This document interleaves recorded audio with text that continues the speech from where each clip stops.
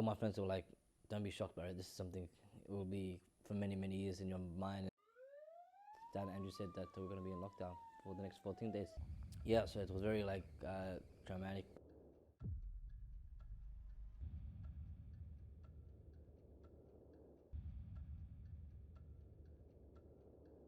My name is Barry. I'm 28 years old. I live in North Melbourne. I'm a community worker. My background is a youth worker. I heard it through the news. It was just cases, COVID-19 cases. It was too much high here. Normally they'll call us for any other incidents, mass emergency incidents, but for this time they didn't call us. Other buildings that they were supposed to be locked down as well, but they didn't. I don't know what it was through their mind, but for us it was just like, this is a discrimination kind of thing. The permanence of the whole building, so it was all over the place. Some people got arrested. I got threatened sometimes. They had the guns almost to try and face me. It was very, very intimidating. Pretty much telling us, we're refugees. Like food wasn't as suitable for us. But majority here are like Muslims, so they didn't give us halal food. There was no access to go outside for fresh air. Medication was a bit hard because they couldn't let us to get medications. We're grateful to be in Australia, but also they treat us like crap, basically. We did a lot of the community did a lot of things. Did a lot of programs and events around my own organisation called Young Australian People.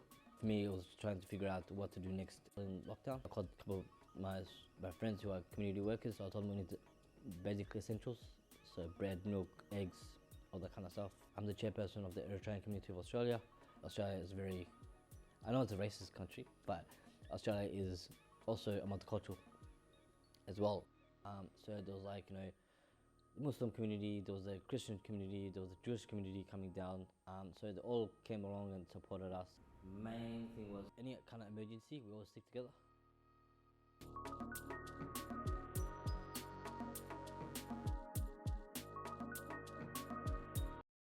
Hi, let's do this reflection. So I think the most successful part of my work was that I did a good job at preparing to edit out the interviewer, as Ravinger suggests. This helped me give the illusion that the viewer was receiving the story of the housing tower lockdown through someone telling it like it is, opposed to them telling it in a mediated way, like constructed by an interviewer. I like this because it felt more natural and true. My minimised role emphasised that this was Barry's story from his lived experience, aligning well with this interview format where I was going for, where it wasn't just a news reporter trying to get information about what happened. I think I also struck a good balance between steering the interview and letting Barry's story unfold like naturally and truly. I think I did well at keeping the content focus as I was respectfully discriminate with what was actually on topic and what was not. Some more problematic things about my work was that I wasn't sure whether to make the focus on Barry's work and his personal understanding of his community, or whether to just use him as an example of larger issues of structural deficiencies that contrast community strength and self-determination. It was my first time filming ever, so I didn't experiment as much with zooming and shot changes during the interview. This could really have helped emphasise important moments of Barry's perspective over the whole lockdown situation. I found my work utilised the potential of the interview format to illuminate a lived experience which may not be focused often on by the mainstream media or news reports. By giving Barry the floor, who's a social actor and representative part of community, helped ensure that my main aim of shedding light on community strength separate to government systems was realised. Ravinger says that the interviewer needs to honour the story of the interviewee, but to, quote, provide the special occasion, assistance and creative resistance that allows another person to explore, and sometimes for the first time, paths that are truly their own. I feel I did this by doing a pre-interview to get a sense of what the overarching narrative of Barry's story was, so that helped me structure questions. I hope that I struck a balance between the truth of what happened, but also allowed it to fall into a structure or a main theme. So yeah, that idea that Ravinger talks about of metaphorical thinking and crafting a main narrative to ensure a focused structure over such a big topic, because my topic was big, that really helped. Things that I learned about the production process that will help me in my future as a media practitioner. So I learned that you need to think about how shots actually look together visually, and that lighting is the thing that changes. In a few of the interview scenes, you can notice a jump between where the sun is coming through on Barry's face And this couldn't really be helped through colour correcting. Oops. So I need to look for this in the future. So like my films have more continuity and are like less jarring for the viewer.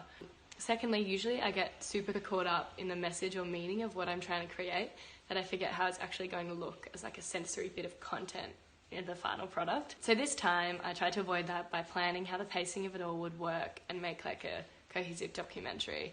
I found that having a clipboard of like a checklist of things that I wanted to cover for the final film was important in keeping to a structure and vision of like the final product. I did this by like planning my B-roll and like connecting what I was going to film for the B-roll and then the content I hope to elicit in my questions. I also thought about flow and how I can't just jump into the juicy stuff, but I have to like set up the story slowly and talk about the facts first and like warm the viewer and warm the interviewee up.